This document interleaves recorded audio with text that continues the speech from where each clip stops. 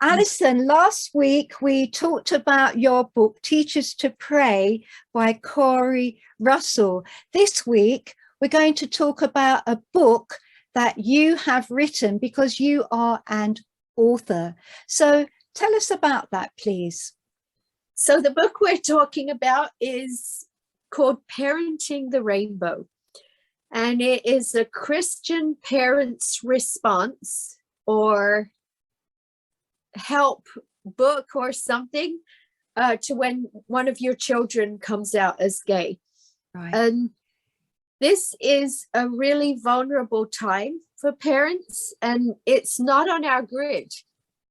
And so if there's any parents out there who are facing this thinking, what resources are there?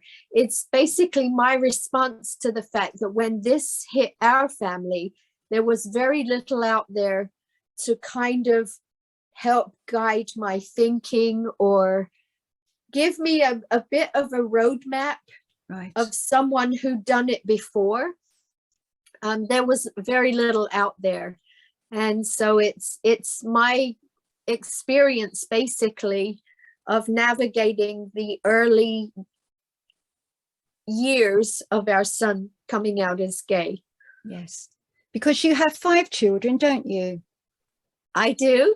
I have 5 children, and our youngest, I guess in 2014, came out as gay to us. And it was probably the biggest shock of our lives. And definitely the hardest thing that we had ever gone through until then. And believe me, we'd gone through a few things. Yeah, I'm sure. So when you wrote this book, how did it come about really for you? What made you think, I'm going to write this? Good question. It actually was my gay son. Right. Who I'm very grateful. We've had a very close and good relationship with all through the years. And in a little heart to heart one day he said, you know, Alice, he calls me Alice. I talk to kids all the time whose parents are rejecting them and throwing them away. You should write a book for Christian parents. And then he said, because you've done it well. What does that mean that we've always agreed with him? Absolutely not. But clearly my son, with the utmost gratitude to God, has not been rejected or thrown away just because he doesn't live a lifestyle that we thought he would live. So what would you say to struggling parents today? Because like you say, Alison, there are going to be people out there that reject their children, and it's probably very difficult for them. Perhaps some don't really want to reject their children, but what would you say to them? Well, that's a good question. You know, and this is in the book actually, but many years ago, someone once said to me, what would you do if one of your kids was gay? And I think it's when we have no skin in the game, it's so easy to be flippant, right? And I said, well, your kid's your kid. That doesn't change. And I'm actually really glad for that, because that was basically, that just fell out of my mouth. It was untested rhetoric that later on had a chance to be tested. Your kid is your kid. That doesn't change. No. So in your book, then, you're not addressing so much the gay issue as you are talking about accepting your child. Well, the thing is, it's more than an issue. It's our children. Yes. And I think this is real life, flesh and blood souls that Jesus died to save and to love. And it's not a theology book. No. And in the book, I also state that our gay kids, gay Christian kids, know the gay scriptures better than we do. Right. They have studied them looking for loopholes for their lifestyle. And so it's one of those things. I'm not trying to be a theologian. I'm trying to be a friend to parents who are facing this kind of thing. You mentioned what to do if, trust has been broken, if you've reacted, because this is the thing, Jeannie, this is about to really be happening in the world. And if we don't know someone that's gay, we soon will. And I don't say that as a prophecy. I say it because the agenda that the world is reprogramming people away from traditional Christian values. And they're doing a better job than the churches, to be honest with you. They're doing a very good job at getting their agenda across. And so if we don't know someone that's gay, we're going to. And it is basically the words of a friend who happens to be 10 steps down the path ahead of you. So when does your book come out? Because it's being published at the moment, is that right? It's about to go to the editor. So we're a little early. I would say, let's say, I hope it'll be out by my birthday in November. But it's going to the editor in June. Great. And so what happens is, you probably know from Paul, you do your work, then there's more work to do. Oh, yes. And then when everyone completely signs off on it, we're all good to go, and off it goes to print. Yeah. So really, Jeannie, when this happens, if this hits your family, it hits hard. I'm sure. And we felt blindsided. We were dumbfounded, completely shocked. And it seemed like everyone else's world was the same, but mine had completely changed with one revelation from a son that I loved.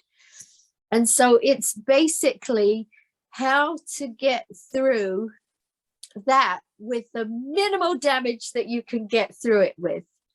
Did you feel people judged you as a person? Absolutely. Someone asked me a question about this in a home group, and it was someone that hadn't known. See, this is the thing. We can judge what we don't know. We are so good at judging the gay person down the street, because we don't have a relationship with that gay person down the street. We don't know that person's story. No. And like you said, it's an issue until it's personal. And so if we can be a friend and earn the right to speak into someone's life, earn the right or the privilege to ask questions, earn the privilege to be there for them in their darkest moments, that's what I hope this book will accomplish. Allison, that sounds a book to look out for, because there will be people listening today who are in a similar situation. So this book would be helpful to them. So for sure. And I think it'll be helpful for anyone in relationship with the human race. Yeah. Because there's a lot of it out there. And so let me tell you, probably the hardest part of all this was when my son said to his dad, who is an ordained minister, "Dad, will you marry me if I find a guy?" And my husband had to say, "Son, I can't marry you. Right. I can't do it."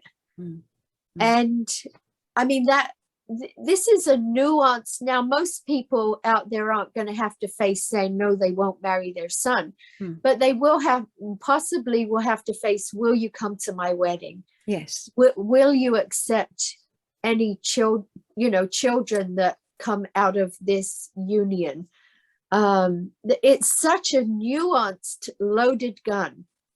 And how we handle the loaded gun will determine the level of relationship that we get to have with our children in the future. But again, like I said, this is a book that will offer not ammunition, because that's not how it's written. It's not written, again, I've steered away from theology and just talked about my experience. Yes. Oh, but by the way, you said, well, people get angry. Someone really blew up in front of me and was so angry because I talked about loving the gay among us. And she got so angry, and it was as if the Holy Spirit spoke to my heart. And he said, this is coming. You sit still. You don't have to speak. You can just observe what's happening and know that this is in your future. If you follow this call to write this book, not everyone's going to like it. Religious people are not going to like it. And I even say that in the book, this is not going to be staunch or strict enough for some people, and it's not going to be loose enough for others. Right. But it is my journey.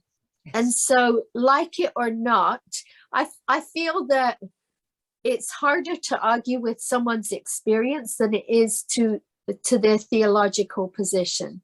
Right. And so I would say that the call on our lives has been to love. That's been the call. And I think Jesus exemplified that. I think if Jesus was walking the earth today, I believe he'd be in the market square, where he'd be outside the gay bar, sitting there, engaging gay people in conversation and changing their world. So, Allison, I think people will want to read this book to find out more.